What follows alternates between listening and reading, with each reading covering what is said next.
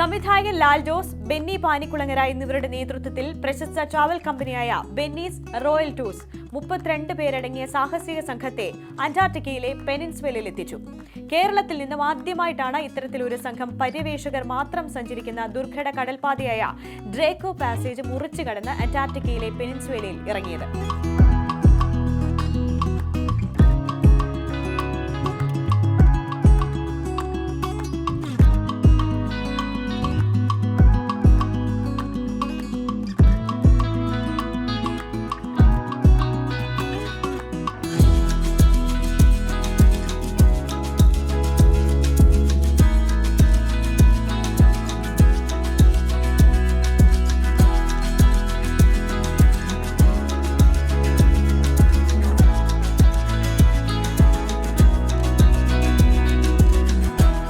Kerala tourism ചരിത്രത്തിലെ ഒരു വലിയ സംഭവമാണ് കഴിഞ്ഞ ദിവസം ഉണ്ടായത്.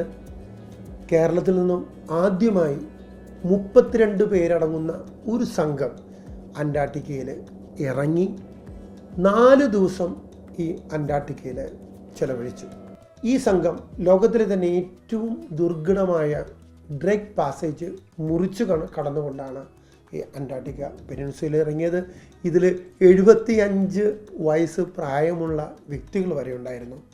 ഇത് കേരള ടൂറിസം ചരിത്രത്തിലെ, ഒരുപക്ഷെ ഇന്ത്യ ടൂറിസം ചരിത്രത്തിലെ വളരെ അഭിമാനിക്കാവുന്ന ഒരു സംഭവമാണ് ഈ കഴിഞ്ഞ ദിവസം അരങ്ങേറിയത്.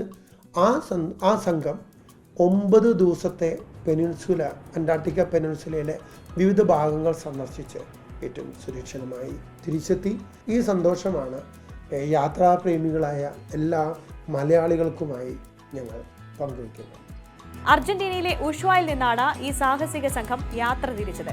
75 വയസ്സ് പ്രായമുള്ളവർ വരെ ഈ സംഘത്തിലുണ്ടായിരുന്നു.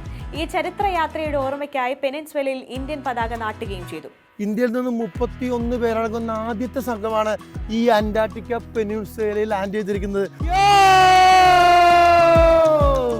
8 രാത്രിയും 9 പകലും ചിലവഴിച്ച സംഘം ഇവിടെയുള്ള വിവിധ രാജ്യങ്ങളുടെ പര്യവേഷണ സ്ഥലങ്ങൾ സന്ദർശിച്ചു. യാത്രക്കാർക്ക് എന്നും വ്യത്യസ്തമായ യാത്രാ അനുഭവങ്ങൾ സമ്മാനിക്കുന്ന കേരളത്തിലെ അറിയപ്പെടുന്ന ട്രാവൽ കമ്പനിയാണ് ബെന്നീസ് റോയൽ ടൂർസ്.